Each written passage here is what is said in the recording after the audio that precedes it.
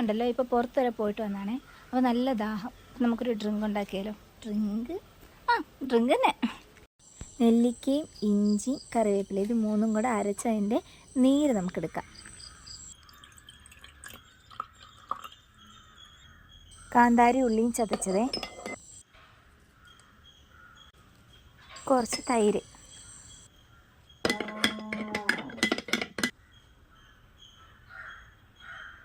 എന്തെങ്കിലും ഒരു അച്ചാർ. ഞാൻ അത് മാങ്ങാച്ചാറാണ് ഇടുന്നത്.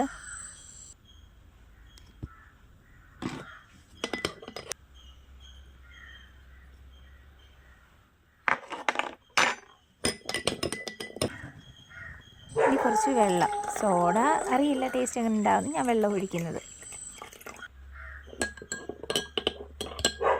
കുടിച്ചു നോക്കാം.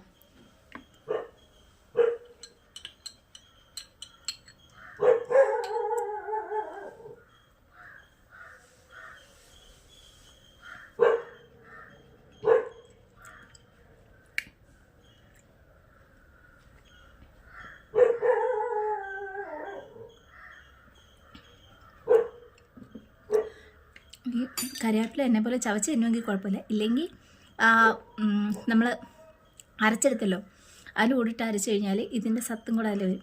അപ്പം ഈ ഒരു ഇടയ്ക്ക് ചവയ്ക്കാനായിട്ട് ഇങ്ങനെ കറിവേപ്പില കിട്ടില്ല, മിക്കൊരു തുപ്പിക്കളയല്ലേ.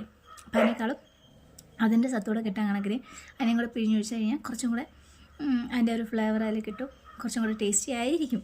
അറിയാൻ പാടില്ല, എനിക്കിങ്ങനെ കുടിക്കാനാണ് ഇഷ്ടം. നല്ല ടേസ്റ്റാണ്, നല്ല മോരുവെള്ളം തന്നെയാണ്. പക്ഷെ ആ നെല്ലിക്കയും കൂടെ ഒക്കെ ചെയ്യുമ്പം ഒരു മധുരമൊക്കെ കയറി വരും. ഈ ഉപ്പ്, എരി, പുളി ഇതിൻ്റെയൊക്കെ കൂടെ നെല്ലിക്ക ഇങ്ങനെ നാക്കിലിങ്ങനെ മധുരം ഊറിക്കൊണ്ടിരിക്കുന്നു. നല്ല രസമുണ്ട്, നല്ല ടേസ്റ്റുണ്ട്. ട്രൈ ചെയ്ത് നോക്കണം കേട്ടോ. അപ്പോൾ അടുത്തോളം കാണാം. അതൊരു ടാറ്റാ.